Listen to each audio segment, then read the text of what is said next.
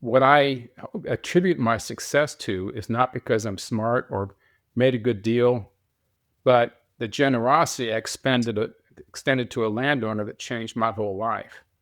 The story is I'm doing some leasing out in when a new project out in Tyler County, Texas, out in East Texas, chalk play Yeah. before Good all deal. that big play went on out there. And so I had some partners and we were buying leases with legitimate money. We bought about $1 million worth of acreage. We're paying $75 an acre. I knew we could, turn these leases for, 125. So, we had a top on what we're going to pay out there. And so we had a good plan. And so I started talking to this gentleman in the field, and nice and landowner. His name's Roy. And Roy, he and I sat down and had a lot of time spending time on his porch and visiting, talking about life and fishing and everything else. And when I go out and lease somebody, I know it's not as typical anymore, but I go out and go face to face. I like meeting people face to face. You don't do as much anymore. It's hard to get a hold of people because they haven't got landlines and all that, so it's more difficult. But I always made that Yeah. effort. So I Much tried to more lease difficult. Roy, and we talk and we visit and everything else, and we're getting close to making a deal. And he goes, David? He goes, yeah. Well, David, I got this landman coming here wanting to buy my lease. That is Union Pacific Resources. And I said, oh, yeah, he wants to offer me 125 an acre for my property. And I said, Roy, to be honest with you, UPR is a good company and they'll do you good. I can't better that offer. I can't even get close to it. I suggest you take that deal. And matter of fact, I'd be happy to help negotiate the terms of your lease. Make sure you get a good, solid lease. You do that for me, David. You were sure you don't want it. I'd love to have your lease, but I can't do it. But I think you got a good company, and I think you should go with them. Wow, that's pretty wild. Sure. So I sat down, worked it out with him, and all this. Okay. So meanwhile, a well was drilled to the south of us that wasn't good at the time. A well drilled north of us that wasn't good at the time. And so the chalk play blew off into Louisiana. And so we did too. So we had to eat $1 million worth of leasehold, and which we paid for. And Yeah. then that acreage was gone. But good old Roy, he liked me, and I liked Roy. And he'd stay in touch with me. David, my lease expired from Union Pacific. You want to buy my lease? I said, no, Roy, it doesn't look too good out here right now, but we talk. Then he called me back and David, they're out here shooting some seismic out here in this area. Oh, that's Just keeping you posted. just keep me posted, And then he goes, David, they're out here drilling a well, or they bought a lease from me. Oh, that's good. Congratulations. Now they're out here, they're drilling a well, and they're drilling a well to the Woodbine. I said, oh, that's great. Woodbine's kind of sketchy out there, but, it's David, they're completing the well. They're completing the well in the chalk. Well, it's good. And he continues to keep me advised. And now they drill about 3, 4, 5 wells out there, and they're expensive Woodbine wells. And doggone, every time they drill to the chalk, they make a good well. And they were actually right in the fairway we thought where the good chalk is going to be. But the one at the south, the one in the north said, doesn't look good. So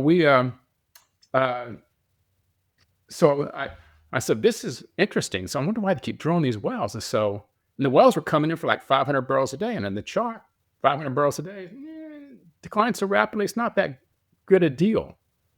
So I said, well, but they keep drilling. What's going on? So I went down to the state records and looked at them and said, look at this well.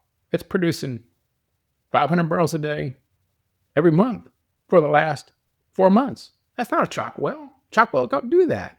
Yeah, that's more than That's a massive well. So I go out to the field and I hop the fence. So you're in Austin at that time? Yeah. And I hop the fence. And you'd have to actually go to the Rail Commission files to pull that stuff. To pull that information, right? Yeah. I went out to the field and I jumped the fence. I looked when I saw the wellhead. And the wellhead said 3,500 pounds of flowing tubing pressure. After about 5 months of production, I said, they've choked back their wells.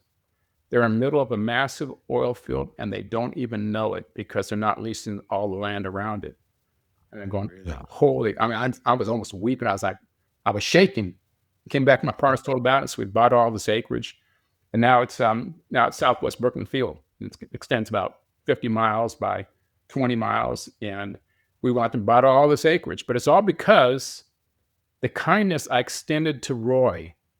And that's a good thing to people to learn that, if you do good things for people, who knows what's come back to you, but you don't have to find a way to rob, steal, or pillage, or trade, or out try and do somebody.